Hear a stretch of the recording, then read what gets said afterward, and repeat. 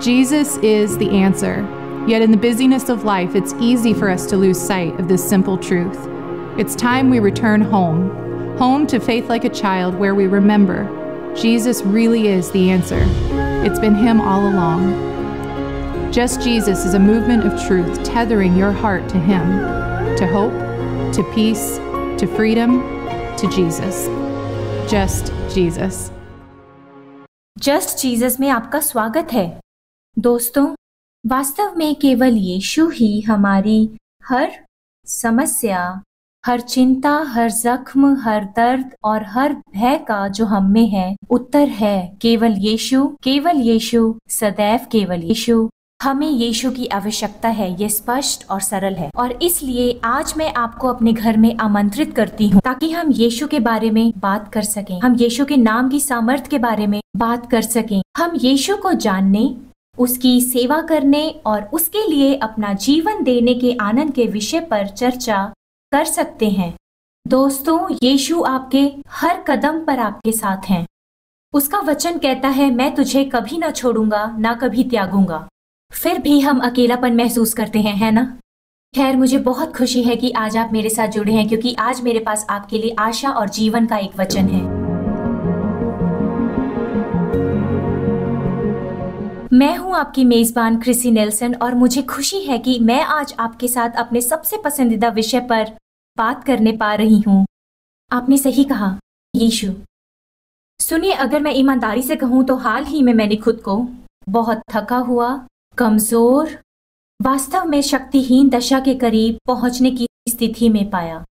और ये वो समय था जब मुझे यीशु के साथ चलने और उसे जानने, उसकी सेवा करने, उसकी शांति की सहज सामर्थ का स्मरण आया, जो वह मुझे प्रतिदिन प्रदान करता है।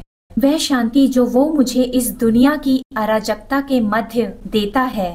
आप समझ सकते हैं कि जीवन व्यस्त हो सकता है ना? ये व्यस्त हो सकता है, ये उलझ सकता है। हमें एक ऐसे क्षण की आवश्यकता होती है जहां हम उसके साथ बैठ सकें, ठहर सकें और कह सकें, यीशु मदद कर। ठीक पतरस के समान, जब वो तूफान के बीचों बीच यीशु की ओर पानी पर चल रहा था और जैसे ही वो चारों ओर देखता है, उसका ध्यान अचानक उस बवाल, आंधी और लहरों पर केंद्रित होने लगता है। वह डूबने लगता है। परंतु डूबने के उस क्षण में उसने क्या किया? उसने कहा, यीशु सहायता कर। उसने अपना हाथ बढ़ाया और कहा, हे यीशु सहायता कर। और यीशु ठीक वहीं थे। वह ठीक वहीं थे और वचन हमें बताता है कि यीशु ने अपना हाथ पतरस की ओर बढ़ाया और उसे खींच लिया। तब उसने पतरस से कहा, तूने संदेह क्यों किया? मेरे दोस्तों, हमें कभी संदेह करने की और डरने की आवश्यकता नहीं है, क्योंकि यीशु निकट है, क्योंकि वह सदैव है। जैसा मैंने कहा, वो हमें कभी नहीं छोड़ेगा, ना त्यागेगा। आज मैं आपके साथ यूहन्ना की पुस्तक में कुछ समय बिताना चाहती हूँ। यूहन्ना अध्याय 4, जहाँ हम यीशु की एक यात्रा को देखते हैं। जब वे थक गए हैं, वे शारीरिक रूप से उस स्थिति में हैं जहाँ उन्हें कुछ खाने पीने की आवश्यकता है, और उनके शिष्य भोजन लाने के लिए शहर में गए हैं, जबकि यीशु पानी पीने के लिए कुएं के समीप खड़े हैं इंतजार में। यहाँ उनका सामना इस महिला से होता है।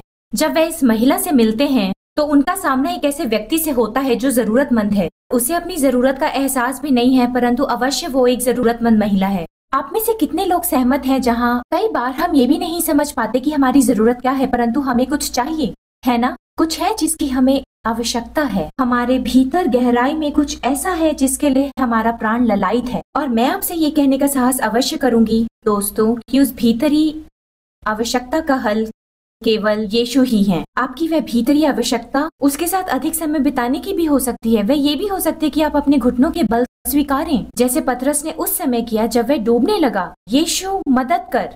परंतु हम हमेशा नहीं जानते कि हमें क्या चाहिए, और हम हमेशा नहीं जानते कि हमें क्या मांगना है। और यही उस स्त्री के साथ भी हुआ, जो इस कुएं पर इसलिए आई थी कि अपने घर के लिए पानी भर कर ले जा सके। तो आइए हम पवित्र शास्त्र में इस पर एक नजर डालें। आप अपनी बाइबल निकाल लें। ये कृषि के साथ बाइबल टाइम है। आप मेरे घर पर हैं, आप मेरे घर पर आए हैं। मेरे मन में ये इच्छा थी कि हम सब यहाँ एक साथ बैठकर कॉफी पिएं और मैं आपके साथ कुछ वचन बांट सकूं। हम इसे एक साथ पढ़ते और सीखते। इसलिए मैं चाहती हूँ कि आप सहज महसूस करें। मैं चाहती हूँ कि आप मुझे अपना दोस्त समझें। और यहाँ हम मेरी रसोई में हैं और यीशु के बारे में बातें कर रहे हैं। दोस्तों, अपनी जरूरतें अपने साथ लेकर आएं, उसे अभी अपने साथ लाएं।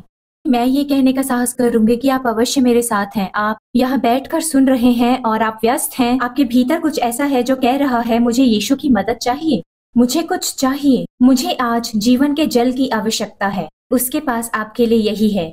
आइए एक नजर डालें। आइए यूहन्ना अध्याय 4 सीधा पद 4 से शुरुआत करते हैं। सुनिए, लिखा है, उसे यानी यीशु को समरिया से होकर जाना अवश्य था। इसलिए वह सुखार नामक सामरिया के एक नगर तक आया जो उस भूमि के पास था जिसे याकूब ने अपने पुत्र यूसुफ को दिया था। याकूब का कुआं वहीं था और यीशु मार्ग का थका हुआ उस कुएं के पास ऐसे ही बैठ गया। और ये दोपहर का समय था। और यहाँ मुझे ये बात बहुत आकर्षक लगी कि यीशु थक गया। ध्यान दें, यीशु संपूर्ण परमेश्वर थे परंतु वह मनुष्य भी थे। वह थक गए थे और उनके भौतिक सांसारिक शरीर की अपनी जरूरतें थीं। उसे भी आराम की जरूरत थी। उसे प्रभु अपने पिता के साथ समय बिताने की और प्रार्थना के समय की आवश्यकता थी। उसे भोजन और पानी की आवश्यकता थी। और इसलिए हम इन बातों को यहाँ पढ़ते हैं। पद 7 में लिखा है, इतने में एक सामरी स्त्री जल भरने को आई। यीशु ने उससे कहा, मुझे पानी पिला, क्योंकि उसके चेले नगर में भोजन मोल लेने को गए थे। उस सामरी स्त्री ने उससे कहा, तू तो एक यहूदी है और मैं एक सामरी हूँ, फिर तो मुझसे पानी क्यों मांगता है? क्योंकि यहूदी सामरियों के साथ किसी प्रकार का व्यवहार नहीं रखते थे, तो ये उस समय का सांस्कृतिक कारण था। ठीक है। पद 10 में यीशु ने उसे उत्तर दिया, यदि तू परमेश्वर के वरदान को जानती और ये भी कि वह कौन है जो तुझसे कहता है मुझे पानी पिला, तो तू उससे मांगती और वो तुझे जीवन का जल देता। देखिए, ठीक यहाँ हम एक पल के लिए थम जाते हैं। ठीक यहाँ हम देख सकते हैं यीशु इस महिला को उसकी एक ऐसी आवश्यकता व्यक्त कर रहे हैं जिसके बारे में उसको जरा भी आभास नहीं था। यीशु उसकी जरूरत को उजागर कर रहे हैं जो उसके भीतर गहराई में है। यदि तू केवल यह जानती कि मैं कौन हूँ और उस पिता परमेश्वर के वरदान को जानती जो तेरे लिए भेजा गया है, तो तूने मुझे अवश्य पहचान लिया होता और तूने मुझसे कुछ मांगा होता। विशेष रूप से तू मुझसे वह जल मांगती। क्या ये विशेष नहीं? उसके पास जल की बाल्टी है। वह स्वयं घर से पानी भरने के लिए कुएं पर आई थी, है ना? और यीशु उससे कह रहे हैं, यदि तू केवल जानती, यदि तू केवल जानती। और अक्सर हमारे साथ ऐसा ही होता है मेरे दोस्तों। यदि हम केवल उस वरदान को जानते जो परमेश्वर के पास हमारे लिए है, दोस्तों, यदि आप केवल उस वरदान को जानते जो परमेश्वर के पास अभी भी आपके लिए है, तो आप रुक जाते और कहते, हे यीशु मदद कर। यीशु, मुझे आपकी जरूरत है, मुझे पानी चाहिए, मैं प्यासा हूँ, मेरी आत्मा प्यासी है, मेरी आत्मा आपको पुकार रही है। और ये सामर्थ सिर्फ यीशु में है मेरे दोस्तों। परंतु वो हमारे पास आता है और जताता है कि हमें वास्तव में क्या चाहिए, और वो ही हमेशा आता है। वो उत्तर है ना? आइए आगे बढ़ें। वो पद 11 में कहती है, वहाँ लिखा है, हे स्वामी, तेरे पास जल भरने को तो कुछ है भी नहीं और कुआं गहरा है, तो फिर जीवन का जल तेरे पास कहाँ से आया? क्या तू हमारे पिता याकूब से बड़ा है जिसने हमें ये कुआं दिया और आप ही अपनी संतान और अपने पशुओं समेत उसमें से पिया? देखिए, वो उसे स्वाभाविक रूप से देख रही है। वो उसे केवल उस चश्मे से देख रही है जिससे वो दुनिया को देखना चाहती है। वो कहती है, तू मुझे किसी भी तरह का जल कैसे दे सकता है? तेरे पास भरने को तो कुछ भी नहीं है। ये जीवन का जल तेरे पास कहाँ से आया? क्या तू उससे भी बड़ा है जिसने हमें ये कुआं खोद कर दिया है? उसने पूछा, ये मनुष्य कौन है? ये कौन है जो मेरे प्राण के भीतर तक उत्तर दे रहा है, जो मेरे दिल की गहराई तक पहुंच रहा है, एक जरूरत को पूरी कर रहा है, एक ऐसी जरूरत जिसके बारे में मुझे पता भी नहीं था और मैं इसे व्यक्त कर सकती हूँ, है ना? यहाँ कुछ ऐसा ही हो रहा है। यीशु ने उसे उत्तर दिया, जो कोई ये जल पिएगा वो फिर प्यासा होगा, परंतु जो कोई उस जल में से पिएगा जो मैं उसे दूंगा वो फिर कभी प्यासा ना होगा। परंतु जो जल मैं उसे दूंगा वो उसमें एक सोता बन जाएगा जो अनंत जीवन के लिए उमड़ता रहेगा।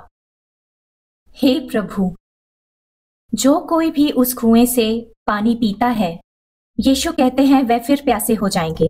वो कह रहा है, तू यहाँ एक आशा लेकर आई है, लेकिन मैं तुझे वो देने आया हूँ जिसके बारे में तुझे पता भी नहीं कि वो यहाँ उपलब्ध है। और ये वो पानी है जो तेरी अनंत प्यास, तेरी अंदरूनी चिंता, तेरी भीतरी इच्छा और तेरी अज्ञात जरूरत को जिसे तू मांगना भी नहीं जानती बुझाने वाली है। यीशु उसे देखकर अनिवार्य रूप से कह रहे हैं, मैं वही हूँ जिसकी तुझे आवश्यकता है और मेरे पास वो है जिसके लिए तेरा प्राण पुकार रहा है, और ये वो जल है जो तुझ में एक सोता बन जाएगा, अनंत जीवन के लिए उमड़ता रहेगा। दोस्तों, ये जीवन जल जो यीशु के पास है वो आज आपके लिए उपलब्ध है। उसके पास आपके लिए वो जल है जो आपकी अनंत आत्मा को प्यासा कर देगा। वो आपके लिए एक ऐसा जल लेकर आया है जिससे आपके भीतर कुछ उमड़ने लगेगा। आपको कहाँ दर्द है मेरे दोस्त? क्या आप निराश, बेचैनी, चिंता, भय महसूस कर रहे हैं? आज यीशु के पास आपके लिए जल है। वो कह रहा है, यदि तुझे पता होता कि वो कौन है जो तेरे पास आया है तो तू मुझसे मांगती तो मैं अवश्य तुझे देता। परंतु दोस्तों, जब हम मांगना नहीं जानते, यीशु तब भी वहां होता है। वो वहां अभी भी हमारी जरूरतों को पूरा करता है। आज उसके पास आपके लिए जीवन का जल है। वो स्त्री उससे पूछताछ करने लगी। उसने उससे कहा, हे प्रभु, वो जल मुझे दे ताकि मैं प्यासी ना रहूं और ना जल भरने को इतनी दूर आऊं। और फिर यीशु उसके साथ और अधिक बातचीत करने में व्यस्त हो गया। वो उससे उसकी जीवन शैली के बारे में बात करता है और उसे याद दिलाता है कि वो कौन थी। वो उस पर प्रकट करता है कि वो उसे जानता है, शायद उससे भी अधिक जितना वो खुद को जानती है, और इस कारण वो उससे और अधिक प्रश्न पूछने लगती है। और पद 21 में ऐसा लिखा है, हे नारी, मेरी बात का विश्वास कर, क्योंकि वह समय आता है कि तुम ना तो इस पहाड़ पर पिता की आराधना करोगे और ना ही यरूशलेम में। तुम सामरी जिसे नहीं जानते उसकी आराधना करते हो, और हम जिसे जानते हैं उसकी आराधना करते हैं, क्योंकि उद्धार यहूदियों में से है। परंतु वह समय आता है और अब है जिसमें सच्चे आराधक पिता परमेश्वर की आराधना आत्मा और सच्चाई से करेंगे, क्योंकि पिता अपने लिए ऐसे ही आराधकों को ढूंढता है। परमेश्वर आत्मा है और अवश्य है कि उसकी आराधना करने वाले आत्मा और सच्चाई से उसकी आराधना करें। इस जीवन के जल के विषय में कुछ है जो यीशु हमें देते हैं। ये हमारे अंदर एक सोता बन जाएगा, एक अनंत जीवन का सोता बन जाएगा, यानी उसके आत्मा का सोता, वह पवित्र आत्मा जो वो हमें देता है, जो आज आपके लिए भी उपलब्ध है।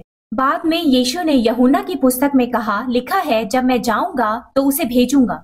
यीशु ने कहा, मेरे पास तुम्हारे लिए एक वरदान है, और वह वरदान पवित्र आत्मा है जो आज यीशु आपको दे रहा है। और यही पवित्र आत्मा जो यीशु के पास है अब आपके लिए दिया गया है, जो आज आप में एक सोता बन जाएगा। और आपको बस इतना करना है मेरे दोस्त, बस उन हाथों को ऊपर उठाना है, बस उन्हें ऊपर उठाएं और कहें, यीशु मदद कर। यीशु, मैं प्यासा हूँ, मैं प्यासा हूँ। यीशु, मेरा प्राण पुकार रहा है, मुझे आपकी जरूरत है, मुझे भर दो प्रभु। उसे अभी बताएं, यीशु, मैं आपसे प्रेम करता हूँ। यीशु, मुझे आपकी जरूरत है, मुझे सिर्फ आपकी इच्छा है, सिर्फ आपकी। कुछ महसूस हुआ? क्या आप उसकी उपस्थिति को अपने घर में जहां कहीं आप हैं भरता हुआ महसूस कर रहे हैं? वो आपके पास आ रहा है मेरे दोस्त, वो आपके लिए जीवन का जल लेकर आ रहा है। आगे ऐसा लिखा है, स्त्री ने उससे कहा, मैं जानती हूँ कि मसीहा जो क्रिस्ट कहलाता है आने वाला है, जब वो आएगा तो हमें सब बातें बता देगा। और यीशु ने उससे कहा, मैं जो तुझसे बोल रहा हूँ वही हूँ। यीशु ही मसीहा है जिसकी प्रतिज्ञा की गई थी। ये वही है जिसके विषय में वचन कहता है कि पृथ्वी की नींव डालने से पहले उसे क्रूस पर बलिदान कर दिया गया था। ये हमेशा से परमेश्वर की योजना थी कि आपके हृदय से पिता के हृदय तक आपके लिए एक पुल बनाया जाए, और वो पुल है यीशु। ठीक अभी यीशु आपके पास ये कहने आ रहे हैं, आज मैं यहाँ हूँ, मैं यहाँ हूँ, मैं जानता हूँ कि तुझे क्या चाहिए। तेरा प्राण प्यासा है, मेरे पास तेरे लिए जल है, बस उसे आपको भरने दे मेरे दोस्त, बस उसे भरने दे। कहें, यीशु, मुझे आपकी जरूरत है। और ठीक इस क्षण आप उसके अत्यधिक तीव्र और अत्यधिक प्रभावी प्रेम का अनुभव कीजिए। हम एक अल्प विराम के बाद तुरंत वापस लौटेंगे।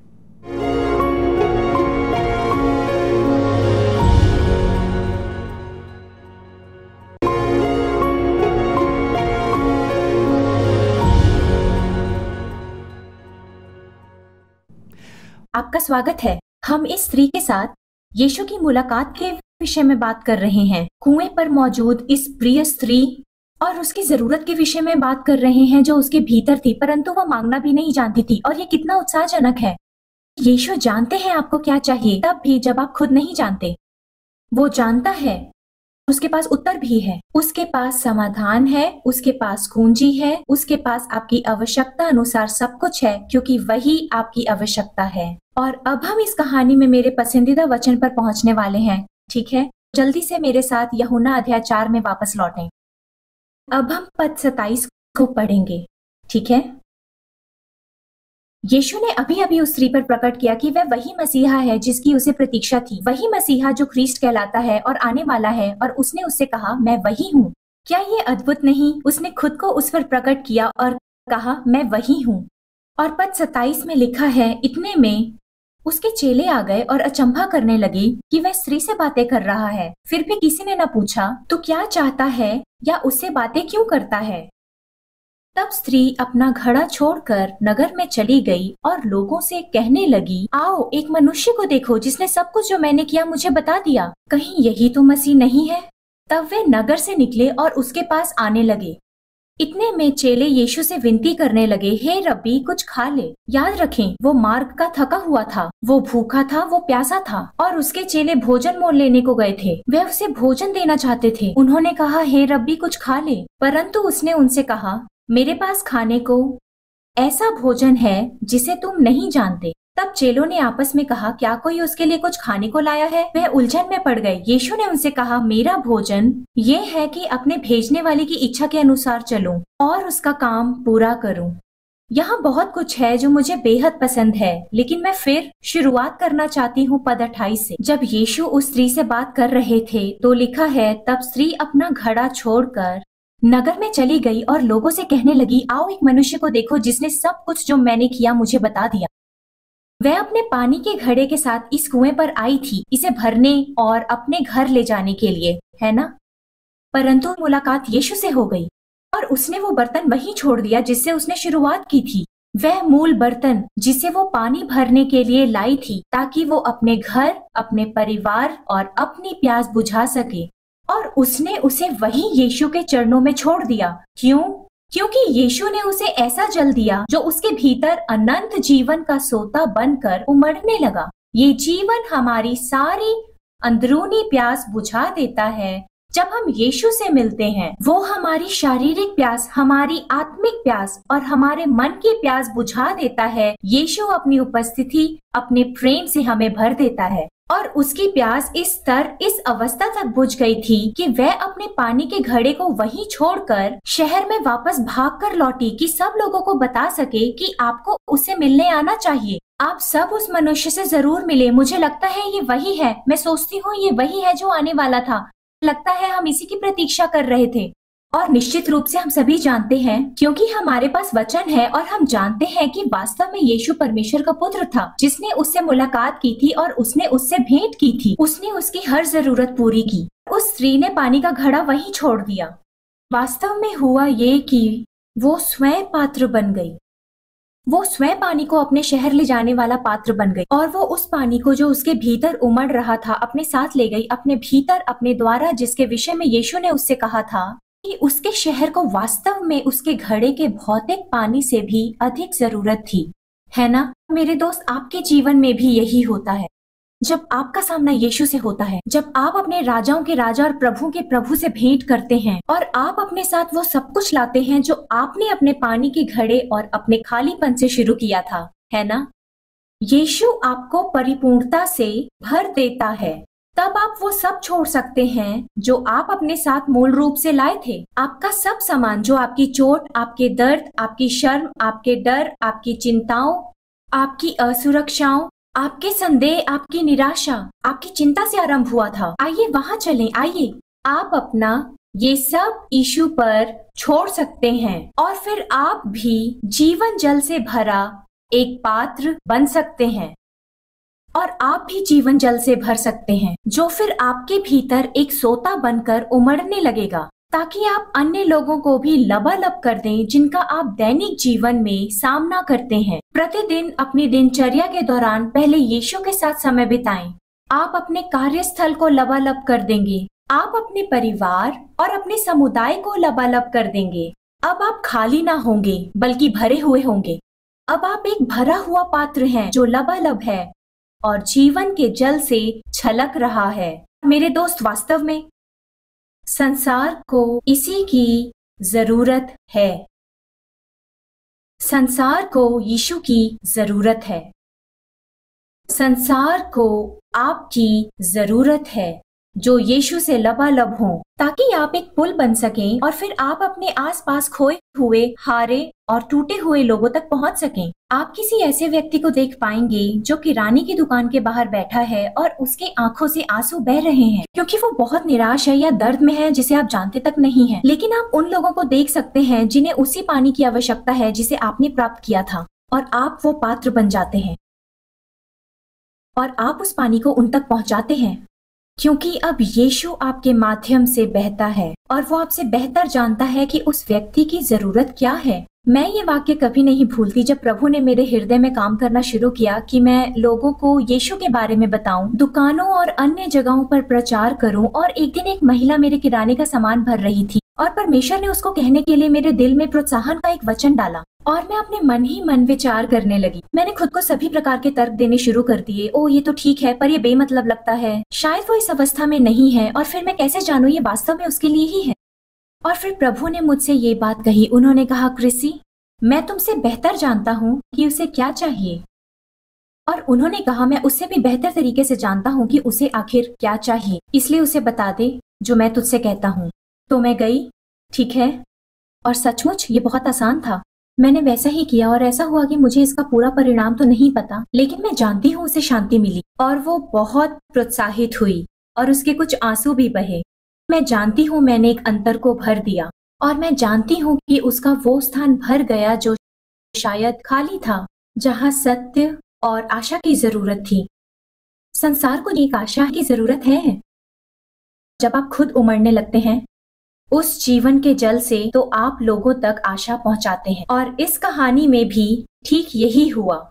पद 39 में ऐसा लिखा है, और उस नगर के बहुत से सामरियों ने उस स्त्री के कहने से यीशु पर विश्वास किया जिसने ये गवाही दी थी कि उसने सब कुछ जो मैंने किया मुझे बता दिया। तब जब ये सामरी उसके पास आए और उसे विनती करने लगे कि हमारे साथ रह, और वो वहाँ 2 दिन तक रहा, और उसके वचन के कारण और भी बहुतों ने विश्वास किया। देखिए, वो एक सेतु बन गई और वो अपने पूरे नगर को यीशु के पास ले आई। उसके वचन और गवाही के कारण और भी बहुतों ने विश्वास किया था। ऐसे भी बहुत लोग थे जिन्होंने विश्वास किया क्योंकि उनकी मुलाकात स्वयं यीशु से हो गई थी, है ना? देखिए, आपकी गवाही लोगों को यीशु तक ले जाती है और फिर वो स्वयं यीशु के गवाह बन जाते हैं और फिर वे अपने आसपास के दुखी और खोए हुए और निराश लोगों को बताते हैं। और ये एक सुंदर, शक्तिशाली और तरंग प्रभाव है। आज संसार इसी प्रभाव के लिए पुकार रहा है। यही अराजकता और उथल-पुथल और दर्द और पीड़ा का उत्तर है, यानी कि यीशु, यीशु, यीशु जो जीवन देने वाला जल बन गया और अनंत आत्मा को तृप्त करेगा। संसार की यही जरूरत है और ये आपके आसपास के लोगों को खुशखबरी सुनाने का एक सरल सुअवसर है। और यही लिखा है पद 42 में, उन्होंने उस स्त्री से कहा, अब हम तेरे कहने से ही विश्वास नहीं करते, क्योंकि हमने आप ही सुन लिया और जानते हैं कि यही सचमुच में जगत का उद्धार करता है। दोस्तों, लोगों के पास प्रश्न हो सकते हैं जिनके उत्तर की या जाने क्या क्या की आवश्यकता हो सकती है, लेकिन उनका उत्तर बनना आपका उत्तरदायित्व नहीं है। आपकी जिम्मेदारी बस उन्हें ये बताना है कि आपने क्या पाया है। उन्हें उस खजाने के बारे में बताएं जो आपने यीशु में पाया था, और फिर उन्हें उनके अपने रिश्ते में, उनके अपने अनुसरण में प्रोत्साहन करें। फिर इस पूरे नगर के समान वे भी विश्वास करेंगे, न केवल आपकी गवाही के कारण, बल्कि यीशु मसीह के साथ उनकी खुद की मुलाकात के कारण। और इसकी शुरुआत आपकी आवाज बनने से होगी, आपके मुंह खोलने से, और यीशु को अपने आसपास के संसार में साझा करने का साहस करने से होगी। सिर्फ यीशु हम यूहन्ना 4 में कुएं पर उस स्त्री और यीशु के साथ उसकी मुलाकात के वर्णन पर ध्यान देकर समय बिता रहे थे। यीशु उसे जीवन का जल देते हैं, ऐसा जल जिसकी उसको नितांत आवश्यकता थी और वो इस जरूरत से अनभिज्ञ थी। इस बीच जब यीशु अपने शिष्यों से बात करते हैं तो उनकी ये बात मुझे बहुत पसंद आई। उसने उनसे कहा, मेरे पास खाने के लिए ऐसा भोजन है जिसे तुम नहीं जानते। देखिए, उन्हें समझ नहीं आया कि यीशु को उस भोजन की आवश्यकता क्यों नहीं थी जो वे उसके लिए लाए थे। उन्हें समझ नहीं आया कि वो क्यों कर कुएं पर बैठा है और तो भी उसने अभी तक पानी भी नहीं पिया है। वे बड़ी उलझन में थे, परंतु यीशु ने स्पष्ट किया। उसने उनसे कहा, मेरा भोजन ये है कि मैं अपने भेजने वाले की इच्छा के अनुसार चलूं और उसका काम पूरा करूं। दोस्त, जब आप यीशु के साझेदार होते हैं तो आपकी और उसकी इच्छा एक हो जाती है और आपका जीवन संपूर्ण हो जाता है जब आप उसके साझेदार बनते हैं और वो पुल बन जाते हैं जिसकी संसार को अति आवश्यकता है। निसंदेह आपको अभी भी पानी और भोजन की आवश्यकता होगी, बिल्कुल, लेकिन आपके भीतर एक गहरी संतुष्टि होगी, एक ऐसी संतुष्टि जिसे आपने पहले कभी नहीं चखा होगा। जब आप अपने स्वर्ग पिता की इच्छा को पूरा कर उस पर चलेंगे और यीशु को लोगों तक पहुंचाएंगे, अपने आसपास के संसार के लिए एक उमड़ता हुआ पात्र बन जाएं। आमीन। मेरी प्रार्थना है कि आज आप प्रोत्साहित और प्रेरित हों। जस्ट जीसस पर मेरे साथ समय बिताने के लिए आपका बहुत धन्यवाद। जाइए, पुल बन जाइए जिसकी संसार को नितांत आवश्यकता है। हम अगली बार फिर मिलेंगे। I hope you enjoyed this episode. Please let us know how it's impacted you. And remember, you can watch more episodes of Just Jesus and other God TV programs on demand by visiting god.tv/VOD.